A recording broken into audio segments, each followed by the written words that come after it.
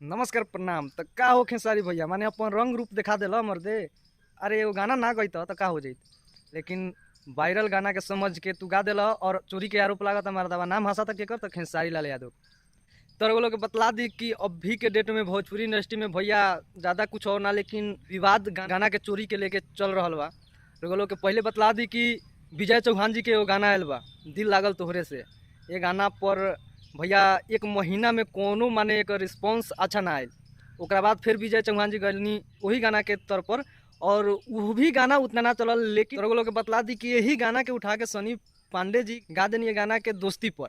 और भैया दोस्ती के गाना इतना बम्पर हिट कर गई कि एक साथ साथ विजय चौहान जी गाना दिल लागल तोहरे से, दिल लागल भोले से, सब गाना भाई मार्केट में चल गई। और दोस्ती के गाना तो चलिए रहा बा इनकर, लेकिन विजय चौहान जी के जो गाना एक महीना पहले रिलीज भय रहे, जहाँ गाना के कोनो रिस्पॉन्स ना रहे, वो गाना के भी प्यार आशीर्वाद मिले लागल। अब रउआ लोग के दूसरा बात बता दी कि खेसारी लाल यादव जी के एगो गाना आयल, जहाँ गाना के टाइटल बा माल के मोबाइल। अब रउआ लोग जानत होखेम कि भैया माल के मोबाइल पहले से ही वायरल बा, बहुत पहले से वायरल बा। और वायरल गाना के उठा के गए बानी खेसारी लाल यादव।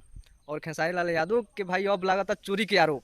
हकीकत बात रउआ सबके बतला दे कि जो चोरी के आरोप लागता हकीकत में सही कहीं ना कहीं हम रउआ सबके बतलाम, काहे कि रउआ सबके बता दी कि इनका गाना आयला से पहले ही केहू और के गाना आ गई बा। फिर तो भाई लोग कहला कि हाँ जे पहले यूट्यूब पर आ गए ओकर गाना हो गए।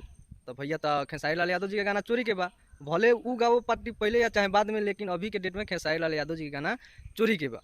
और रउआ सबके ऐसे भी बतला दी कि अखिलेश कश्यप के नाम एनी टाइम बदनाम रहा सिर्फ और सिर्फ चोरी के नाम से। ये गाना चोरी के होखो या चाहे ना होखो, वायरल गाना बा, लेकिन चोरी के इल्जाम अखिलेश कश्यप पर और खेसारी लाल यादव पर लाग गई बा। अभी भोजपुरी इंडस्ट्री में भैया ये चल रहा बा चोरी के विवाद। और वो लोग की अपडेट कैसा लागल कमेंट करके जरूर बताएं। मिला तनी अगला वीडियो में, तब तक नमस्कार, लव यू ऑल।